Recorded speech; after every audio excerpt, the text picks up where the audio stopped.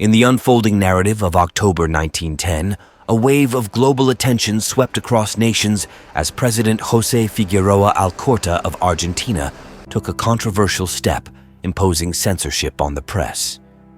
Speculation ran rife about the motives behind this decision, with some suggesting potential connections to Germany. The precise nature of these connections remains shrouded in mystery, a historical enigma persisting to this day. Meanwhile, in the African theater, a glimmer of stability emerged as the French colonial forces decisively quelled the Wada state, marking a significant victory for colonial order. However, the specter of colonialism cast its shadow over Asia, where Japan expanded its influence through the formal annexation of Korea, a development met with widespread apprehension.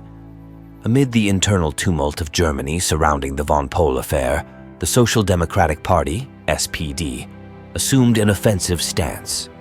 Hugo Hasse, in a series of compelling speeches delivered in Schleswig, sought to elucidate the complex situation. He publicly apologized for the party's acceptance of von Pohl, shouldering the blame and officially denouncing von Pohl as a traitor to Germany. This strategic move proved remarkably successful as voters embraced Hasse's words with grace, gradually diminishing the significance of the affair for the SPD. In a turn of diplomatic fortunes, Foreign Minister Naumann achieved a dual triumph by not only smoothing relations with the British, but also charting a new course for German-British cooperation. The pivotal moment came in February 1911, when representatives from the United Kingdom and Germany convened in Madrid, mediated by Spain. The discussions centered around potential agreements to halt the naval arms race and foster closer relations among all involved parties. In a significant turn of diplomatic fortunes, Britain celebrated the success of its long-standing efforts to engage the German Empire in diplomatic dialogue during the Madrid Conference. However, not all corners of Germany welcomed this development with open arms. In Lower Silesia, particularly among mining companies, concerns loomed large over the potential ramifications of the conference, with fears that it might trigger an economic slowdown. Amidst these geopolitical deliberations, Gross Admiral Max von Fischer made a notable announcement in October. He unveiled his latest literary endeavor, War at Sea: A Complete History, with the ambitious aim of ushering in a new era of naval tactics. Fischer's work sought to leave an indelible mark on naval strategy and discourse. Adding another layer to Germany's complex narrative, Hermann von Foch entered the scene with the publication of his book, Auf Poland. This controversial work advocated for the establishment of a Polish state in Russia, supported by Germany, fostering cooperation between the two nations. The proposal, however, faced substantial criticism, particularly from conservatives and nationalists within Germany. Questions arose about the proposed borders of the envisioned Polish state and whether it might encroach upon current German provinces. Walter Nicolai, the head of Germany's intelligence agency, emerged as a vocal critic, condemning the book's ideas as too unclear in a series of speeches. The opposition to Foch's book was palpable, reflected in low sales. Instead of garnering support, the publication fueled concerns among German and Russian nationalists, raising apprehensions about the aspirations of the Polish people for statehood. The discourse surrounding Auf Poland heightened tensions and brought to the forefront complex questions about national identity and territorial integrity. In a dramatic turn of events on the international stage, the renowned Dutch dancer and princess Mata Hari found herself in a perilous situation following a safari trip in Africa.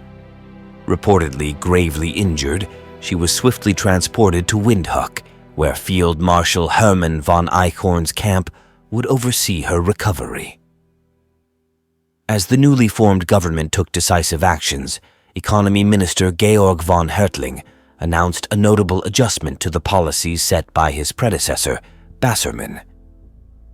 This shift involved a reduction in naval dockyard productions, a move interpreted by many as a demonstration of Germany's commitment to ending the naval arms race. Sir Edward Grey, the UK's foreign minister, welcomed these actions and expressed optimism about the upcoming Madrid conference. In Hanover, workers received the news with enthusiasm as the government unveiled new welfare programs. However, not all sectors of society were supportive, particularly dockyard workers who anticipated a decrease in job opportunities. Rumors circulated that even Kaiser Wilhelm II was discontented with the decision. Shortly after, the Reichskanzler was observed at the imperial estate in Potsdam, where he and the Kaiser were seen shaking hands and laughing, leaving observers intrigued about the implications of this apparent camaraderie. Against the backdrop of the National Liberal Party's recent dismissal from the government, Gustav Stresemann, the party's vice chairman, voiced his perspective during a regional party meeting in Hanover. He criticized the second Hoi4 government for what he deemed as capitulation to British pride and advocated for a policy shift, suggesting that Germany should not cease its naval arms race. This stance triggered an interesting development as the local NLP leader, Julius Curtis, called for a change in the party's leadership, asserting that he should take the helm instead of Bassermann, citing the latter's perceived failures in government.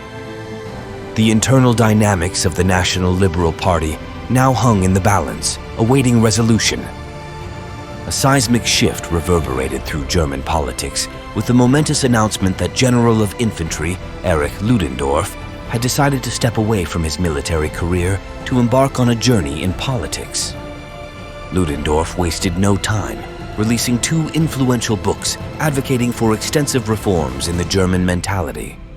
The resounding success of these publications catapulted Ludendorff to prominence, leading him to join the DRP, German People's Party, and swiftly assume the position of its new chairman.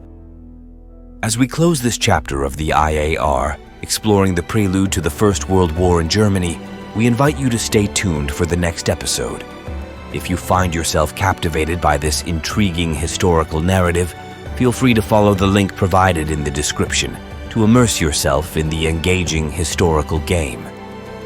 Until our next installment, history eagerly anticipates the unfolding of its next chapter. Thank you for joining us on this historical journey, and we look forward to continuing our exploration together.